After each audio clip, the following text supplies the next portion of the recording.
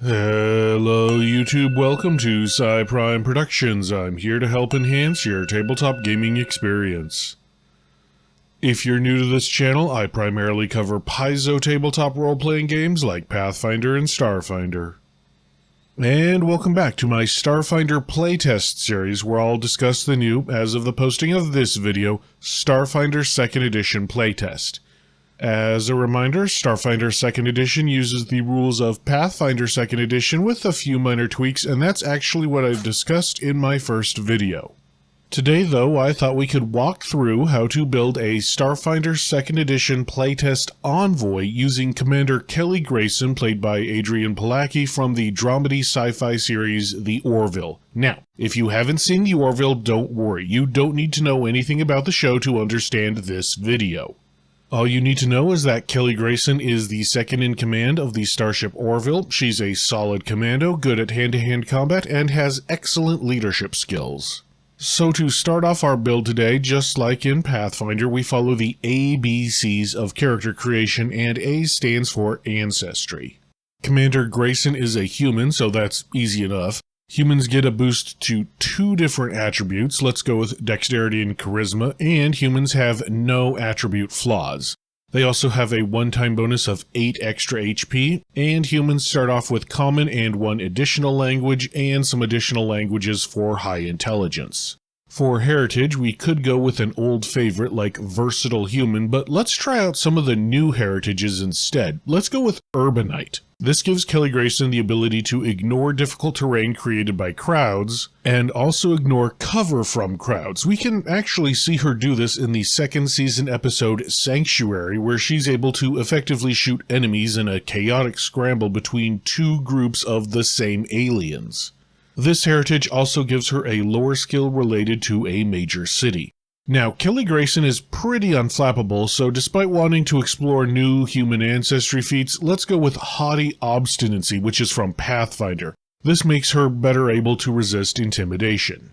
Moving on, B is for background. Now, she is part of the Union Fleet, which is ostensibly a military organization, so I could go Trooper. However, the Union is also an exploratory scientific force, so let's go with Corporate Agent and just reflavor it as Agent for the Planetary Union. First off, this gives her a boost to Intelligence or Charisma. We'll go with Charisma. Plus a free boost, let's go with Dexterity. Corporate Agent gives her the Society skill and the Corporate Lore skill, which we can reflavor as Planetary Union Lore. She also gains the Management Material skill feat. This is a new skill feat that lets her use Society instead of Diplomacy or Deception when in a corporate setting. Also, it grants a +1 circumstance bonus to those rolls if you use the regular skills anyway. Next, C is for class, and like I said, we're making an Envoy. Right off the bat, Envoys get a bonus to Charisma and are an 8 HP class. They start off with the class feature Social Mastermind, which gives Kelly the Size Up activity. This lets Kelly study a person and deem them an asset, giving her a few bonuses against them. Envoy also gives Kelly the Get 'em directive, which we've discussed before. I'll leave it up on screen for a second so you can pause the video and read it if you haven't seen it. She also gets a leadership style, which is her subclass. I think Guns Blazing suits her pretty well, as several of her best scenes involve her shooting enemies with a big old energy rifle. This nets her the Acrobatics skill and the Incredible Initiative feat. She does get a 1st level class feat. While it is tempting to go with Quip, which lets Kelly use her reaction to fire off a one-liner to demoralize an enemy, I think the most appropriate one is Take 'em Alive, which lets her and her allies deal non-lethal damage easier. Speaking of skills, Kelly gets a lot. She starts off with training in either Diplomacy, Deception, or Intimidation, so let's go with Diplomacy, but she also gets 6 additional skills, plus her Intelligence modifier, and spoiler alert, she'll end up with a +1 Intelligence score. So that's 7 skills. I'll go with Piloting, Computers, Intimidation, Athletics, Crafting, Medicine, and Stealth. Envoy also gives her a bunch of other stuff. I'll put those things up on screen now. Finally, Kelly gets 4 free attribute boosts. Let's go with Strength, Dexterity, Constitution, and Intelligence. Notice how I did not max out her charisma. Envoys are a charisma class, but they don't really benefit all that much from a maxed out charisma.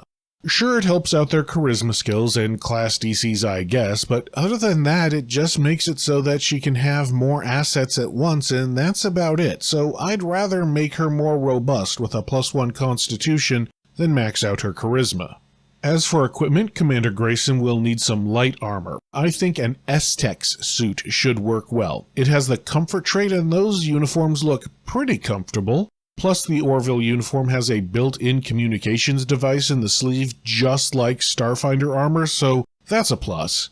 She's often seen using some sort of energy rifle, so I guess a plasma caster would work for that. As she levels up, she'll obviously need some better equipment like better guns and better armor, but I'd also grab some hard light hand wraps if possible. These upgrade Kelly's unarmed attacks. As for leveling up, let's do that for a few levels. At level 2 she gets a class feat, skill feat, and a skill increase. We'll probably want to grab the feat Change of Plans. This gives Kelly a reaction that lets her change the target of her Gitum if she downs the person she targeted. As for her skill increase, let's go with Diplomacy, and for her skill feat, let's go with Intimidating Shot, which is a new feat that lets her intimidate people by firing her gun into the air. At level 3, she gets the Adaptive Talent class feature, allowing her to grab a temporary skill feat at the start of the day.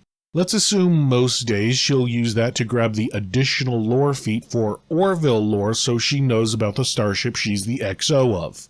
She also gets a general feat, so let's go with the good old-fashioned toughness.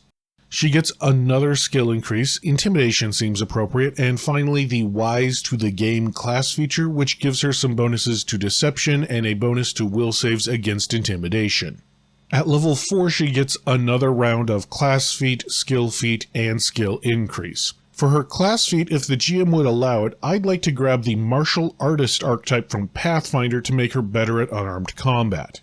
In fact, to double down on her unarmed combat abilities, let's also have her increase Athletics as her skill and grab the Slippery Prey Pathfinder skill feat to make her better at escaping enemy grapples.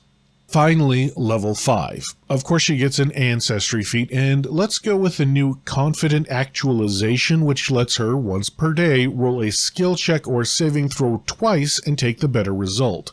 She also gets her standard 4 attribute boosts. Let's go with Strength, Dexterity, Intelligence, and Charisma. Because of her new High Intelligence, she also gets a new skill. Let's grab Deception, and because we get a new skill increase, we can up that to Expert. Her Perception also goes up to Expert. Another thing she gets is the class feature Practiced Influencer that lets her once per day choose to roll a Diplomacy, Intimidate, or Deception check twice and take the better result. Because of that and Confident Actualization, she's actually doing pretty well. And finally, she becomes expert in all simple and martial weapons and unarmed strikes, and she gets to use weapon critical specialization effects against the target of her Gitum or against her asset. And that's how you build an Envoy in the Starfinder playtest. What did you think? Did you like it? Let me know in the comments below. And while you're down there, make sure you like and subscribe. That tells both me and YouTube that you like this kind of content and would like to see more. And until next time, thank you, good luck, and happy gaming!